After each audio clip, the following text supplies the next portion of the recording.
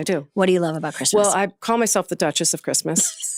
Actually, a nice gay called me that, and I took it, obviously. Yeah. I love it's so weird. It's like, but it's, A, I love the holidays. B, I mean, like the resume sort of leans in that direction because my like legacy moments at SNL were, Sweaty Balls and the Martha Stewart Topless Christmas, which was my first like thing that succeeded there. Right. And they run every year on the Christmas episode. Right, so on of that course. special. So it comes up for people. And then Dratch and I wrote that Christmas movie, which is a parody of the Hallmark films. Tell everybody what it is again. It's called A Clusterfunk Christmas, and it is a parody. It's a perfect parody. It's a perfect parody. The goal was to make the perfect parody for the ultimate Hallmark lover. Right.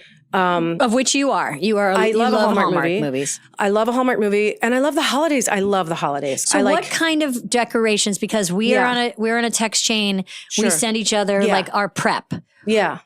What decorations do you have up right now? What are you looking forward to for like in the levels of what's going on? Right. So it's all sort of contingent upon how much I'm traveling and how exhausted I am by visual clutter that year. So, which is fair, right? So I'm actually going full tilt Thunder Hump on Friday. The boxes are out. I'm going to do New York for the first time in a really long time. I haven't done it in a long, long time. I've worked on Christmas a lot because during the Broadway shows. Because you're a pro, babe.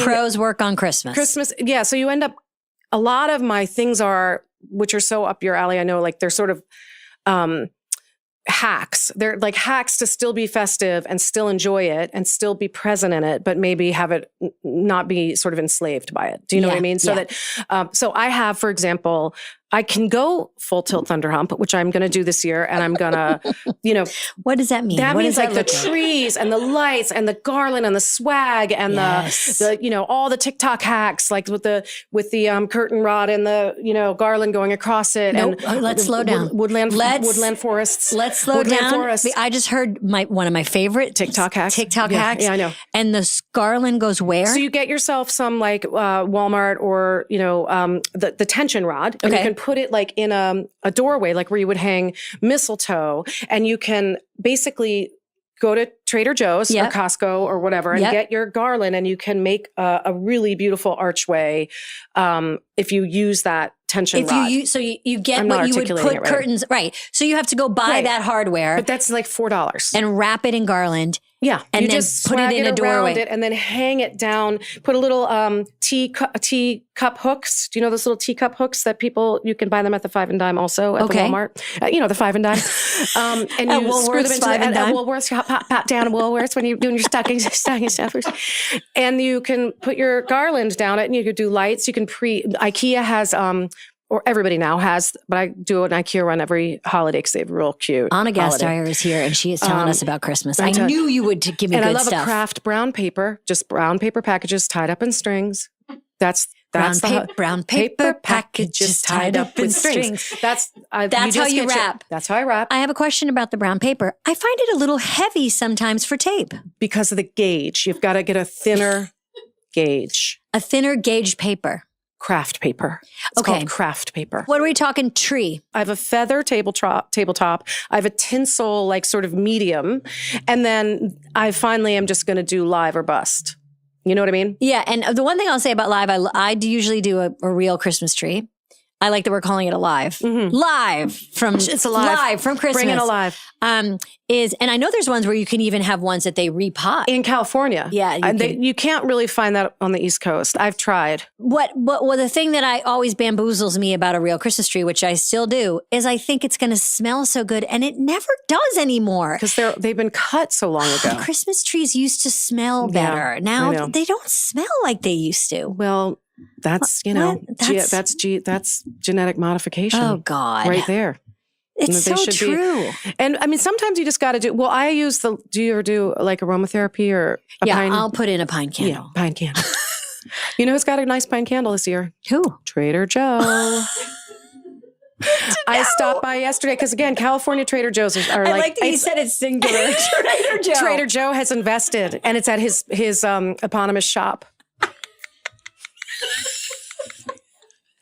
I love Trader Joe. I love my Trader. I do love Trader Christmas, Joe's. but I do love Christmas. But again, I will not be overrun by it. Of course, so I love them. this is why I made a holiday album. I love my holiday album. It's very old fashioned. It's a little winky. You've seen my show. It's very like throwbacky. Your holiday album, Sugar and Booze, is Sugar and Booze. So great. Thank you. And your shows that you do to support it are so fun. It's a holiday spectacular. Yes. Tell us about them. Well, I like to perform with a horn section. So that's for starters, because I have a loud voice. And I like to wear a tartan and get dressed up. And I like, it feels very like, how do I answer this succinctly? Do you have to? I don't know. It's it actually, depends. Do we want to spend the whole hour on this? But I mean, this is a real good question, which is like, talk however you want, babe. Okay, you're right. It's called good hang. Yeah, good We're hang. hanging. We don't have to get it right. We don't have to. You don't even have to be succinct. No, we don't. You're right. We can cut it. Yeah, we can cut the shit out of it. Cut it. Just cut the shit. We can make this podcast 6 minutes. You know what in the name of this podcast should be called? Cut the shit. Cut the shit with Amy Poehler and Friends. We should do a clip show where we call it Cut the Shit, and it's all the stuff that we cut.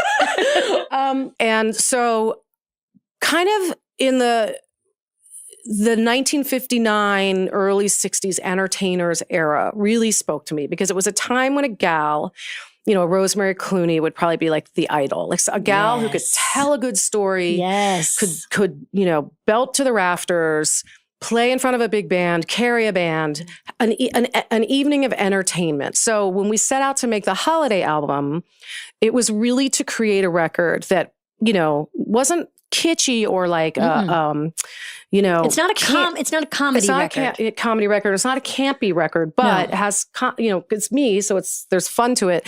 But really the goal was to have it play seamlessly with, a Frank Sinatra Christmas record or, a classic Christmas record while you're making cocktails and wrapping presents. And it's a perfect record for that. Tree trimming. Tree trimming. It is so good.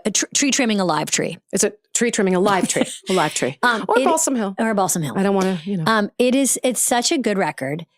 And it's just the right amount of like whimsy combined with really, really good singing and many original Christmas songs, which is hard to do, to make an original Christmas song. Really hard. And I love Christmas I love Christmas songs, but they're really, really hard. What Christmas songs do you love? Well, I like a lot of the ones that are on the record. I love Sleigh Ride. I love Man with the Bag, which I just think is a structurally. It's on your record. Yeah, it's on the record. There's some bad Christmas songs that we listen to every year just because they're out there over and over again. I have to say, Deck the Halls is not my fave. No. And We Wish You a Merry Christmas is not my fave. It's boring. It's boring. They're boring. There's a lot of them. I mean, even Rocking Around the Christmas Tree is kind of a boring song. Yeah. Structurally, in the kind of carol canon, I think God Rest Ye Merry Gentlemen has a really great rhythm. We actually have a new arrangement of it this year, which we're doing on stage. God rest ye merry gentlemen, let nothing you dismay. Remember Christ our Savior was born on Christmas Day. Bum, bum, bum. You can hear it, right? Yes. It's got a nice, who save us all from Satan's power when he was gone astray. Oh, tidings of comfort and joy. Yeah, it's a good song. It's a good tune. But also, so we tried to write a few songs that would fit into that. And so I wrote the title track, Sugar and Booze, with that in mind, because I wanted it to feel like an old fashioned song. When you were growing up and now, what are your like Christmas albums that are on rotation? My parents are classical music people, remember. So there's a lot of Messiah jams. A lot of Ceremony of the Carols, dung da dung dung dung dung dung. Oh wait, if you do that, I remember my part from choir. If you do the dung dung, ready? Dung dung dung dung dung dung dung dung dung dung dung dung. I was the alto, and that was my part. Ding dong, ding dong. Here come the bells, so many bells. Ding dong, ding dong. Here come the bells, so many bells. Here come the bells, here come the bells, here come the bells. Can you rock a descant? Rock a descant. What's the Hallelujah one? That "Oh Come All You Faithful" is what I was just doing. That's the start singing "Oh Come" and I'll do the descant. Oh, come all ye. You could go up a little higher. Oh, come. Sorry. Oh, come all ye faithful, joyful and triumphant. Oh. Keep going. Do the oh come, let us adore him. Okay. Sorry, do oh come, do that. Okay. Oh, come, let us adore him. Oh, come, let us adore him. Oh, come, let us adore him. Oh, come, let us adore him, Christ the Lord. Aced it! You remember it! It's all in there. It's like your movie in Inside Out. Those music things are all trapped in your brain. There. I know. They're all in there. They're in the deep gray matter. And they're so nostalgic. They're so beautiful. They're so melancholy. I know. They're so sad. I know, they are sad. Okay, so I find Christmas sad. Yes, I know. I know. But and by the way, I find a it lot sad. of people do. I find it sad, and I get into the sadness of Christmas like a cozy blanket. I used to fight it, because sad is not my favorite state. No. It's often not where I want to, like I'm uncomfortable sometimes in sadness, but Christmas allows me to get, some people are just like a little bit more, they can just tolerate it. Or they know it comes and goes a bit. You know, like it's like sadness and anger. I'd much rather be angry than sad. Same. And mostly am. So I get into the sadness of Christmas. Like I'm like, I'm just like looking like, you know, when you're in your own music video and you look in the, you like look the in the window and New York. I love the Pogues. Yeah. That's your jam. Oh my God. But let's talk about your classical music parents and your little Anna's beginning into music. Because I'm very interested in that very that early time. So thank you. Well, so I played the violin very seriously. It's so lonely. It's the funniest thing. And by the way, I'm very grateful for obviously the sacrifice that, we spend all this time resenting them and then you realize the things that they've done as you get older and they get older and it's kind of a relief. But the schlepping alone, like just the amount of times to like practice, to lessons. Why did you choose the violin? Do you remember, or was it chosen for you? I think it was probably chosen for me. I had an aunt that played and I love her. So I think I thought it was cool. And the violin I still play to this day was my aunt's violin that my grandfather was given in the Depression in lieu of a payment for legal services at some point. Very cool. So it's like a 150-year-old violin, but it's not like fancy. It's not like it's not a Stradivarius. It's not a Strad. But I have had it like looked at because it's kind of interesting and as an instrument. And I still play that instrument to this day. And I took it to fiddle camp with me last summer. Oh yeah, Anna went to fiddle camp. I did. It's a real conversation starter. And by that like I mean on an airplane. Everybody flees the area. Yes. Anyway, I played violin as a little kid. I started and I played until I was about 17. And I was good and lazy. I was a Gryffindor, which set up a lifetime of talented laziness and sort of landing on your feet. So I could fake it for a long, long time. And then there becomes a breakage point. Right. In classical music. It feels that way with music and athletics. Those two things especially, where you are like loving it and you're good at it. And then there's a moment where it's like, okay, now you have to decide, am I going to the next level? Am I playing in college? Am I going to join an orchestra? Yeah. First of all, it's so solitary. And it's two things. It's deeply solitary and it is, I am a perfectionist and it is torture for perfectionists because even though I was lazy, I was a perfectionist. So it's a weird. I mean that I'm not lazy. I'm going to read. Yeah, let's cut the shit. You know, let's cut the shit. Let's cut the shit. We'll be right back. Let's reframe lazy. I want to reframe. What I mean is that I wasn't passionate about violin. So I didn't want to lock myself in a room. There you go. Because truly like athletics, like you said, suddenly it is 8 hours a day, 6 hours a day, like going to school, like, it's not going to school late or leaving early in the afternoon to practice till your hands fall off. Yeah. And it's lonely. It's really lonely. Yeah. And unbelievably sad. It is a sad instrument. Violin is the saddest instrument ever. And I do kind of love that about it. I mean, it's beautiful. I'm realizing now that Christmas and violins are both the way I get into my sad state. Yeah. I love that. Well, that's funny because I'm writing a song called Sad Violin at Christmas. Really? Yeah. I mean, you just made me come up with the title. But that is, I've been thinking about a sad violin. Because it's sad. It's a lonely, wistful, melancholic instrument. And there's something incredibly powerful about it, obviously. But so then in 7th grade, don't laugh, I had my first star turn. I was legally blind also as a kid. So I mean, I still am legally blind. So I also had an eye patch a lot of my childhood, and I had a violin. So just put all that together. Yeah, hot stuff. Put it through the comedy Play-Doh machine. That's why hot and stuff. were we wearing the patch during the day? We were rocking the patch. Not at home. We were rocking the patch. So around I went to camp for the violin, but around 7th grade I got cast. Wait for it, as Helen Keller in The Miracle Worker. So I was able to pull a lot of my story into the part. And that's when I was like, I mean, by the way. And you put that on your Tinder profile, yes? Yes. When you were, Yes, I do. Yeah. Yes, I do. And my Grindr. Yeah, and your Grindr. Tinder and Grindr. You're on both. And you're very unsuccessful on Grindr. Very unsuccessful on Grindr. Still far. You're right. Not after today. Fingers crossed.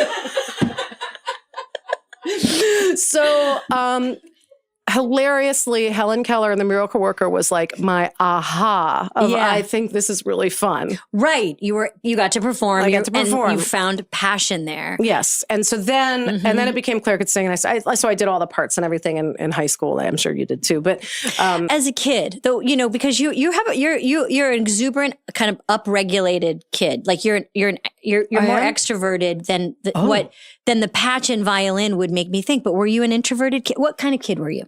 I don't think of myself as an outgoing kid at all. Got it. Or even as an outgoing person, to be honest, or upregulated or exuberant. On stage, I am. Interesting. And with you, maybe I am. Interesting. But I don't know. Maybe I'm wrong. But I don't know. You are. Nobody sees themselves. You feel how you feel about yourself. I mean, everyone in my high school was super, super funny. Yes. And I was always friends with funny people. Yes. But I always like SNL and people like, you're the class clown. Like I was not the class clown. I was the person in the back row who snickered and made jokes. You've told this on many podcasts and things, but I still think it's just fascinating that you were among many people that were your friends during that time. You were friends with Amy Carter. Crazy. Amy Carter, the daughter of President Jimmy Carter. Correct. Who, for people who are not our age, Jimmy Carter was a president. But also, and the best ex-president we've ever had. Yeah, for sure. And Amy was so exciting as the presidential kid. She was like our Sasha and Malia. Yes. Because he had young kids, Chip and Amy, and was that it? And she was much younger than her siblings. And, my name was Amy, so I was blown away. I know. And she was just like this girl in the White House. It was very exciting. And she was probably for you too. I imagine you. I know you are a reader now. You were probably a childhood reader. I was too. She was a violinist. I mean, boom. And she was a violinist. We were in an after school GT program together and became friends. I mean, it was just an instant, whatever, books, glasses, and violins. Am I right? And come on, guys. Come on, let's party. Let's party. And everybody would get invited to these, group events at the White House, many of which were in the beautiful East Ballroom, which has now been leveled by or made more beautiful depending on who you talk to. Great point.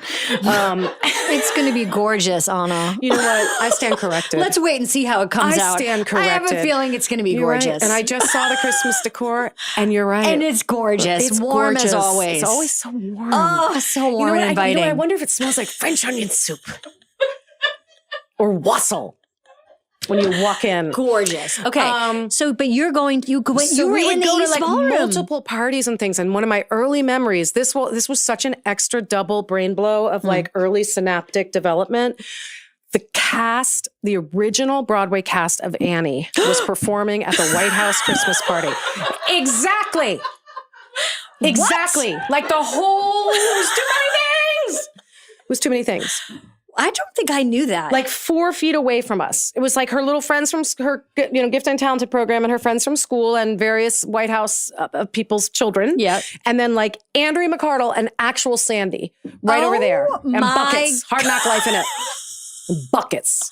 And then I did Annie at the Hollywood Bowl like 5 or 6 years ago. What? And I didn't know this either. It was during, it was right after Wine Country. I think you were probably buried in editing. And who you, Miss Hannigan? Natch? Who else would I be? What a party. I was Annie. I was Annie. I thought, why not? Well, there is that other part, we've got it, it's the Anne ranking part. God, Lily. But my mind is blown. So mind-blowing wise, when I did Annie at the Bowl, the same there's one animal trainer on Broadway who does all animal training. We've probably played her or him on SNL. He's the most delightful person. His name is Bill Berloni, and he adopted the original Sandy from Animal Control, and he trained her for the Goodspeed production. And then traveled with every Annie production ever.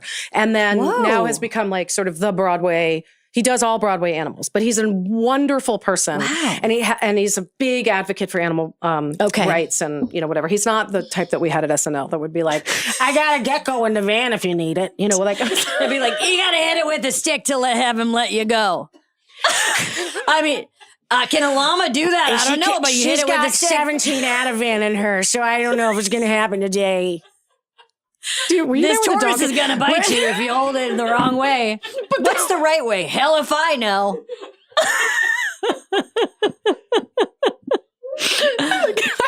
There was a donkey sketch. Were you there for the donkey sketch? No, I wasn't there yet. But it was like these donkeys like going down those floors. Like it's just the worst. Oh my God. And then they doped them. And then like by live, they're like not moving. It was nightmare. Anyway, Bill Berloni has these beautifully trained show dogs. All things show. Like it's funny, even like showbiz children who I'm afraid of, and we all should be, are wonderful on Broadway because again, it's all work ethic on Broadway. Everything is routine and work ethic. And so a lot of the sort of like crazy, there's a different kind of crazy, but it's different. It's more like a proper OCD crazy, which I'm comfortable with. So, but just getting back, you're in the White House. Annie's performing. So Bill Berloni had a picture. That's why I brought Bill Berloni up because he had a picture from the 1977 White House Christmas party with me, all these people. It's mind blowing. You're in the picture. It's insane with the original. Do you have a copy of it? No, but he showed. You didn't even take it with your phone. No, I shouldn't have brought it up. Now that I think about it. I also got a picture once with Paul McCartney and then lost my phone and don't have it. Oh well. So the Amy Carter of it. Here's the Amy Carter story. Okay, that's the most so all of it gets munched together into this kind of crazy, like there was a movie theater in the White House and you would go and be like, please join us, and the president for a viewing of Pete's Dragon with Helen Reddy, things like that. That would be like, because we didn't have VHS or anything back then. It was like the olden times. Yep, sure was. And then that's the crazy, crazy story is that I went to the Camp David for the Camp David Accords with the Carters, and we played the violin, which was crazy. And for the very first United States Middle East treaty. So you played violin for Anwar Sadat and Menachem Begin and Jimmy Carter. Wow. And me and Amy. And it was all in just one room. And we played Suzuki violin. Do you remember after what lunch. You played? She Cotton Eye Joe. I mean, it was literally like, lightly row or some, minuet in G or I don't know, something. Oh, that must have been so tender. Right? Maybe, as I've said before, maybe that worked a little harder to make Middle East peace. Yep. Set it on the right road. It didn't work. And then am I right that you watched Star Wars there too? Yeah, we watched it with the Sadats. True story. Star Wars with the Sadats. Yep. And then you also watched SNL in the White House. That is the most interesting of all of the stories because President Carter was the president. You rarely saw him. There were, a little bit, but we were there a lot though. Kids were at that house a lot, her various friends. So I have a very, very, that's my first memory of Saturday Night Live because we went to get a snack in the middle of the night. it felt like the middle of the night. It was probably 11:45. Yeah. And we went to, we walked by, and the president, who we hadn't seen very much, was sitting in a chair I remember he had like a snack and a beer, and Aykroyd was playing him on TV live on Saturday night, and he was laughing hysterically at the impression of him. And to me, that was the most powerful, whatever you call that, early building block or core memory of putting in place the power of parody and the power of comedy and the importance of being able to laugh at yourself, all of those things, which obviously we're in a really different time around, but super, super, super impactful.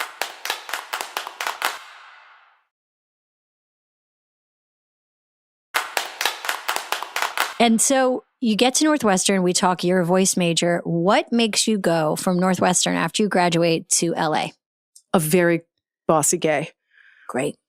I mean, follow if get in line. Wherever you tell me to go. My friend Peter was like, you're gonna, so I knew, I went to go see The Second City, and there were two women in that cast, and they both played girlfriends at the time. And I remember being like, I want to see the girls like do something fun. And then I came out here to LA, and I went to a Groundlings show, and it was like literally Coolidge. Jennifer Coolidge, Kathy Griffin, Lisa Kudrow, this girl, Heather Morgan. I mean, there were so many crazy, funny women wearing like wigs and glasses. And I was in the improv scene in Chicago, and like those, or, at Northwestern, it was the same as it ever is, which is just a bunch of smart, quick-wits guys that were like, I remember the like main big improv guy was, star guy was like, you're more character. That's what he said to me. You do more like characters. And I knew that was an insult. Like that they thought of that as an insult. And then I came out here and I saw all these like wigs and glasses. I was like, that seems really fun. And who did you meet in your early years at the Groundlings? We had an insanely talented group. It was, so I was right behind Will and Sherry. Will Ferrell, Sherry O'Terry. Yeah. And Will is who suggested me for SNL. And I had, in my group, I had Stephen Craig, Chris Parnell, Scott Wainio, a lot of writers that came from our era as well. And then right behind me was Will Forte, Maya Rudolph. I mean, it was, and then I befriended a bigger collective of, Tim Bagley and Mike Hitchcock and Mindy Sterling. We always love to talk about SNL audition stories on this show. I know. We like to. I know. We don't have to. But it is interesting, like, with the 50th anniversary and like us looking back and all of it. Do you feel any differently about that? Like the story that you tell yourself about your audition? Like, do you feel badly about your audition? You know what? I didn't even ever feel bad about it. I'll tell you why. Because there have been a couple of times in my life, and Wicked was one of them, and Saturday Night Live was another, and they were both incredibly challenging jobs in their and difficult workplaces in their own ways, both just in terms of physical demand and artistic demand and just complicated creative workplaces, as you know. Both times, SNL being one of them, I left no stone unturned because I felt, and I really believe this to this day, sort of to totally double back on the lazy thing, like if you give everything your all, if you give something your all, you don't have regret. And if you don't have regret, you can face any consequence. For me. So I knew that if I did the best audition I could, I would feel fine if I didn't get the job. Because I wouldn't have left something on the table, And so Will Ferrell had told me famously that they don't laugh, and like people whisper that to one another in advance. Did you know that? Yeah. I knew that it would be absolutely silent, which it was. Yeah, me too. And I told Parnell, and so Charlie, and my now husband, and I were engaged at the time I got the job, and I wrote the whole thing out as a monologue, and I would just run it relentlessly, and he would sit like Mount Rushmore. Oh, and practice not laughing? repeatedly, because it was all stuff I had been doing at the Groundlings. So I needed to know what it felt like. The cadence is so different if you have a character that you're used to landing in a certain way. Yeah, that's actually a really good point. I think a lot of people don't know. A lot of stand-ups and sketch performers, when they come and audition, they're doing stuff that has succeeded somewhere else. Right. And there's a rhythm to it and laughs that you're used to. Correct. Yeah. Exactly right. So I just rehearsed it in front of him, and I knew it, 6 different directions well. What characters or people did you do in your audition? Do you remember? Yes, I did the NPR lady, who I ended up doing on the show. And I did kind of a ridiculous pantyhose wearing woman. And I did, who did not end up on the show in a shocking twist. She ended up on Cut the Shit. She was on Cut the Shit. Did you do any impressions? Well, so somebody, of course, was like, they're going to ask you in the 11th hour to do impressions. But I didn't do impressions, But I kind of knew that it might come because I'd heard that the people that were involved were never particularly organized around the advanced prep, shall we say? Yeah. So I just had it up my sleeve. So I went and I knew that I liked Martha Stewart. I thought she was funny and interesting, even though the Groundlings doesn't really do impression-based comedy. And so I wrote an introduction as Martha Stewart, and I got a Martha Stewart wig. And this was so funny to me. I did Cokie Roberts. Oh, yeah. I remember her. But nobody, it was like an NPR reference, literally. But she was on ABC News, and so I did Cokie Roberts. But Lauren is good friends with Cokie. Yeah, literally. I had dinner with her last night, and it sounds just like I think Cokie liked the impression. I talked to Cokie. I talked to Cokie. Cokie thought it was a winner. Cokie thought it was a little mean. Martha, your Martha impression is so good. Thank you. What do you do vocally to get into Martha? How do we do a Martha? So much of Martha, it still is. She's so rehearsed in front of the camera. You'll never have her do this. Martha Stewart does stuff with Miss Piggy, and she's a little thrown by Miss Piggy. Yes. Because Miss Piggy is improvising, and Martha doesn't love to improvise. No. And I've had a few situations with her. In fact, where I've had to dress up as her and be with her. Yeah. That's a very unique thing about SNL. I had that with Hillary Clinton, where you are dressed exactly like them standing next to them. So I have had a few events with Martha. And recently I did the Drew Barrymore show and showed up as her. And she... It's just the worst. And you're just sitting there fully dressed like a person. And that's why, listen, this is why I love our people. This is why I love sketch comedy. Sketch comedy is embarrassing. So embarrassing. Stand-up is cool. Yes. You go outside, you wear a leather jacket, you smoke a cigarette, you put it out, you go and do your set. Yep. Sketch, you have a friggin' wig and you're schlepping a box with a weird bow tie. Yeah. And you got and it never ends. And it never ends. Don't think that I'm not still doing that. Like there are days where I'm like, I still have a wig area in my house. Yep. I one time got pulled over for speeding and had a wig in my glove compartment.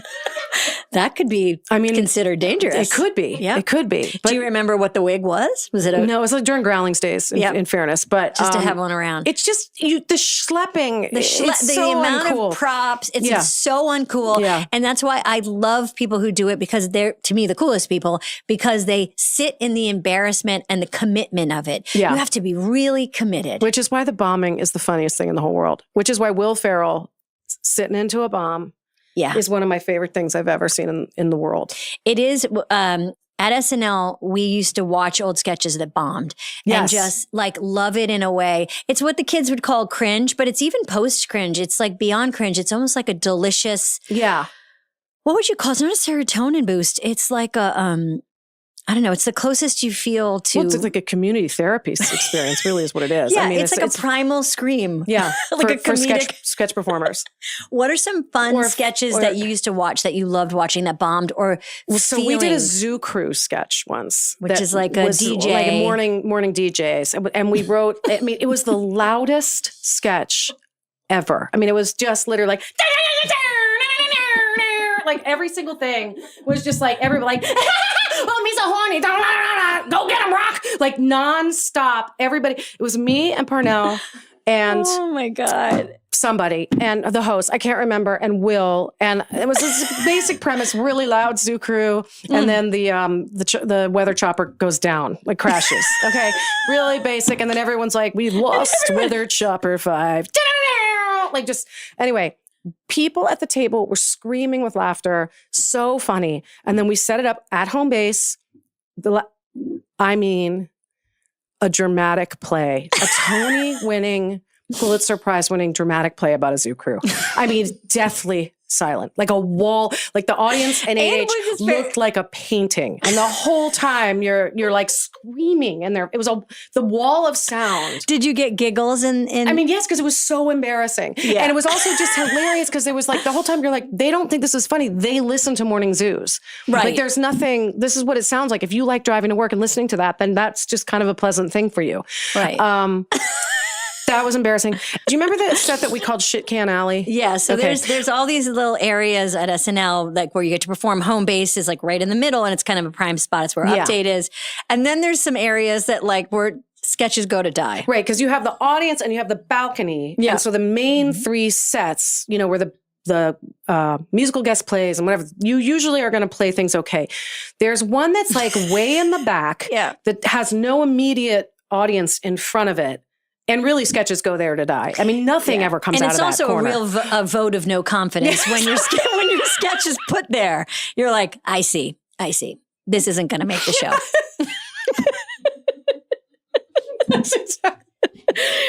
The sort of quietness of like, it's in Shit Can Alley. It's in Shit Can Alley. We're not going to. I'm going to call my parents. It's not going to make it. But you had so many hits, and NPR, that sketch remains. There was no confidence in that sketch. That sketch was supposed to bomb, and I knew because I'd played at the Groundlings at the quietness of it. That was the comedy of it. Yeah, you know? It's so funny. And I should circle back just quickly to Martha. When we're doing Martha, what are we doing with our lips, and how do we talk? Well, one of the things she does. So many of the things that she says and does are things that she has learned to do on camera. And she is very aware of how the camera is going to look on her. It's a barely moving mouth. Almost nothing moves. Why should it? And nor should it. We're going to make a Christmas meal and nothing is going to move. I am obsessed with her. Me too. I'm obsessed with her. I mean, Martha is, she said, I'm not going to invite you on the show because I'm too scared. But please listen and know that you're something else. She also says, I love her rules, Amy. Her rules are so comforting. Her rules are so comforting when you talk to her about her rules. Her rules. She's like, I like rules. I don't take alcohol alone. I don't take drinks if I'm alone. That's what she told me. I don't take. Do you remember when she briefly took over The Apprentice?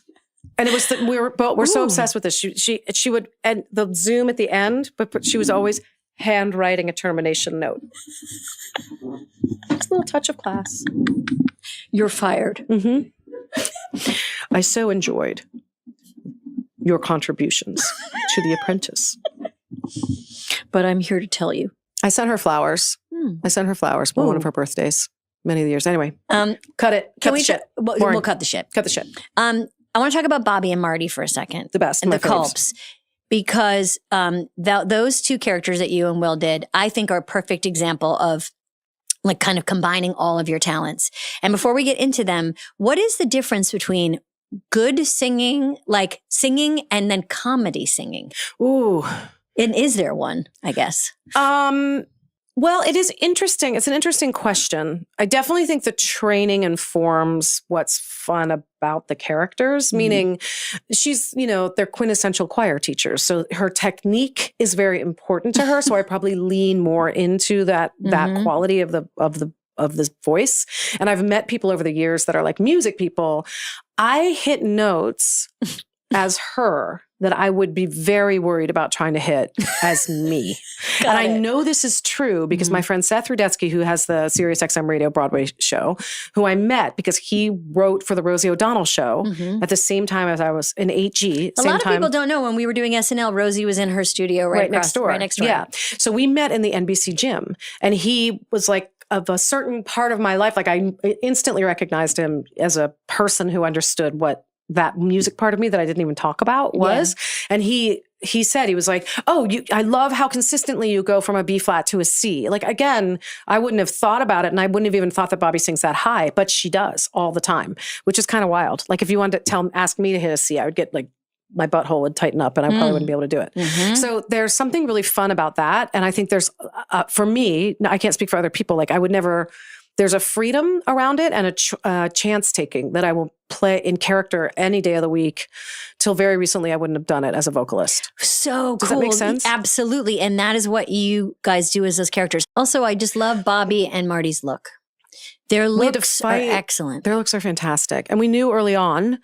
Oh, so they were disparaged by some of the men, by the cool guys. Right? People thought it was a medley bit and thought it was dumb and hacky. But we had so much fun writing their passive aggression as characters. Like the dynamic of the two of them, the people giving them the finger all the time, and just the inherent bummer of having those people perform at your prom or whatever.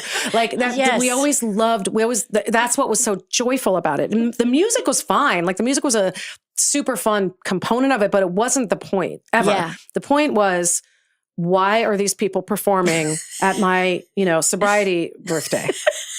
It was always like finding the premise. Yes. And so that's what made it so fun. I have to say, honestly, like at the 50th, which was so special because that was always my favorite thing to do at SNL. It was the most fun writing it with Will and with Paula. We were infamous is the term, because we would, as you know, not start writing until 4:00 in the morning. Yeah. And we would finish at 10 a.m. And it was always like a laugh fest that so heavily featured procrastination. It was extraordinary. And well, it's very, very funny that you say that, because we do a thing on the show where we talk about, we talk to people who know our guest. We talk well behind their back and we get a question to ask them. And so I spoke to Paula Pell.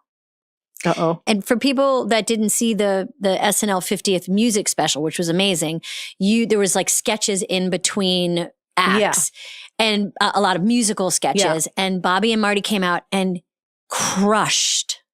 That was not an easy audience. It was an audience of truly every single person was either performing or a performer, or like it was a cynical audience. Yeah. You guys crushed. What was that feeling to do that night? It was so fun, for lack of a better word. Like it was so, there was something, as you go back to these reunions and you bring all of your kind of history and baggage and whatever with you. Again, just kind of speaking to your point of the fact that this is all just so embarrassing, because first of all, like it's Radio City Music Hall. It's 6,000 seats. I mean, it's a huge, epic space. Yeah. We followed Lauryn Hill. Sure. That's who you want to follow. So you have to understand that in the wings, that's right, there are like thousands of cool music people. I mean, like my dressing room is next to Jack White and his band, and I'm dressed as Bobby Mohan Culp. Okay. I've got the giant glasses and my like striped dress, and Will's got his bald pate and his, we were rehearsing in the keyboard. So already we're like the losers in the wings. Do you know what I mean? Oh, yeah. I mean, the winners for me, but it was fantastic. I mean, actually you're like, you've got the violin and you've got the eye patch. 100%. And so we're already just like, what is happening? What is happening? Why are we here? And who invited us? And then we just started to giggle because it was so cute because doing the sketch and doing that, it was very easy to imagine how excited Bobby and Marty would have been. The people would have been to be at Radio City. And what was it like backstage? You see Jack White. Who else are you seeing? I mean, mayhem, like posses and people with like, music people. So they got like, they're so cool. Big cool hair and glasses and fur, like Lauryn Hill's a fur coat and an afro. And like everybody's got like floral pants that come up to here. And there's posses and, weed everywhere. Chris Martin's in the corner, like cool people. Cool people who just looked right past us. Like they did not know that we used to be on Saturday Night Live. They were just like, who brought Granny and Gramps? Like just right past us. That actually probably was fun. It was so fun. That's fun. And then we like, going out there and all that stuff just suddenly worked. You're right. Now that I'm remembering, Lauryn Hill had a surprise, incredible performance. Insane. And then the Fugees. There's like smoke and then it was like test. And you guys cried. And that's what I mean. Is that what I did? I knew it was streaming, and I also knew. I mean, it was really funny because we were like, and all of their stuff was about how they'd come to New York for an ophthalmology appointment. They were just lucky to slip in, and just everything about it was so fun. And so we're sitting there, funny. And I did have the feeling I was like, this is streaming, because one thing about SNL for me, again, I don't know if you ever had this, but it's a little bit of an A student girl, nerd girl thing. I was always, my greatest regret about this show, not that you would go back in time, is that I never like settled into it and enjoyed it, because I was always so aware of the time and of running down the clock. Somebody else's sketch is going to get cut. Like I was always, and when we were there, it was such a, like explosive surfeit of talent that there were always 3 sketches a night that might not make it, So I always felt like I had to like keep it moving. So I was suddenly very aware that it was streaming and that I was not going to be rushed. Ooh. And I was like, I'm going to be Bobby The funniest thing in the world to me is this woman and this man, these choir teachers getting people to settle. Because there's just nothing funnier. So that's what they did, is they settle, just kept telling people to settle. I need you to settle. I need quiet in the back. Hand goes up, mouth goes shut. Hand goes up, mouth goes shut. Just this idea. I was just like, I'm going to keep going until they settle. I'm not going to worry about it. And if I had been at 8H, we never would have done that. Right. Very good point. But we took a full, probably 45 seconds to, get people to pipe it. David Spade piped down. That's right. You guys called him out by name. I don't want to hear it, Pierce Brosnan. So stupid. Okay, we have so much more to talk about. I'm sorry, but we've never talked about it. Paula had 2 great questions. Uh-oh. One was a funny one, which was your dog Gloria loves to eat things. Yes. And you often keep us updated as to what she eats. What has she eaten lately, and has it come out already, and was it intact when it came out? It never comes out. I don't know where it goes. It's upsetting. Yeah. Like you're like, it was a full hairbrush. Where did it go? And honestly, because she's also like many dogs, like it's the more personal, the better, So it's a retainer or a pair of underwear. She would eat my IUD if she could pull it out. She could get in there. Yeah. Sorry, but it's true. Dogs are gross. It's gross. Bras. All that kind of thing. Most recently, to answer the question, it was a massive thing of cheese. I mean, it was a Manchego. It was a Costco Manchego wedge. Those are big ones for a party. And Charlie sent it to me. I was out here, and he'd taken out the cheese. He was going to have himself a little snack. Came back, the cheese was gone. He felt crazy. That's always part of the story. That he's walking around like, I swear to God, I brought the cheese out. Where's the cheese? And then hours later, there was like this much left. Which also I find upsetting, because it means that she has eaten to the point of physical discomfort, which for a dog is a long time. Yeah. I want to know what happens in her dog brain. Where she's like, there's some kind of evolutionary thing where they show you just a little to be like, just to be like, just to nice vintage, just a tiny bit of like a trophy of like, here's what I did. She's such an asshole. Okay, and then Paula's real question was, and it's kind of what the theme of our interview today, which is basically like, and it's such a sweet Paula question, which is, between writing and singing and acting, which one makes you feel the most free? It's an interesting word. It's a great question. I think that inherently, I'm the most natural singer. I mean, I think that's like my first gift, meaning like that it's just sort of beyond me. And as I've gotten older and more into it, like even in the last couple of years, I feel more comfortable just accepting that it's something that came from somewhere besides me. And I got lucky to have a career that kind of nurtured the muscles of it all, literally. Writing is the most in the flow. I probably feel but I hate writing and I hate having to write. I love having written. Yes, having had written is the best feeling in the world. I feel like you're a more confident writer than I am. Oh God, no. No, that's not true. You're very good about it. I've got to, we have to go. no, I've got to, your Uber's here? My Uber. I'm so sorry. My Uber's here. First of all, you are a member of the Wicked verse. You opened Wicked in Chicago. Yeah. I was the, 4th overall Elphaba. So 5th, so now when you go like last year, 2 years ago was the 20th. And, again, I have people in my Wicked life that are like, I'm not going back. It was torture. Because it is trauma bonding. It's a really hard job. It's a really, really, really, really hard job. It's a hard role to play. It is a physically demanding, and it's incredibly hard to sing. So I'm actually, in retrospect, I'm going to actually take a minute to tell a story. Yes, please. If that's okay. Of course. Because I actually think it's so life lesson important. I am so hard on myself. And again, I realized this about myself recently. I'm not competitive. I'm a perfectionist. So I actually hate competition, but I want to be really good at things. So it's a weird mix. But when you do a Broadway show, everybody comes at the end because all your friends or whatever, people want to see you before it closes or you leave or whatever. And whatever. Here's Idina Menzel, the most incredible vocalist, originated this incredibly demanding vocal score. Yeah. When you take over in a role, you're thrown into their track. So there's a lot of things that were designed around Idina's instrument that other people have a harder time with. Her phrasing, her lung capacity, things like that.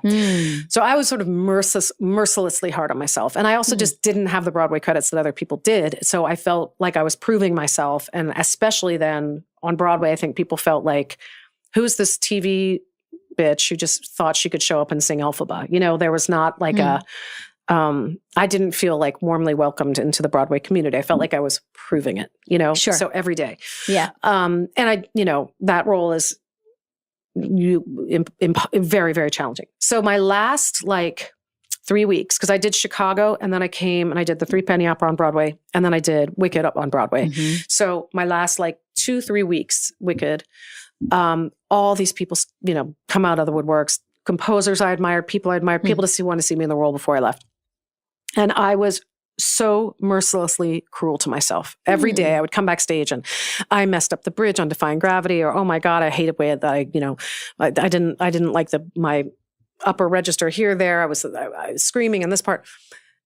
It was such an interesting experience because the sound engineer gave me, snuck me, I hope I'm not getting him fired, recordings of my last 12 shows. He had just stuck in a thing and recorded them. I didn't listen to them for 15 years because I was so mortified. I was like, I don't want to hear myself. And then I cracked one open one day and I wanted to listen to Defying Gravity to see if I could Frankenstein the perfect version together, whatever.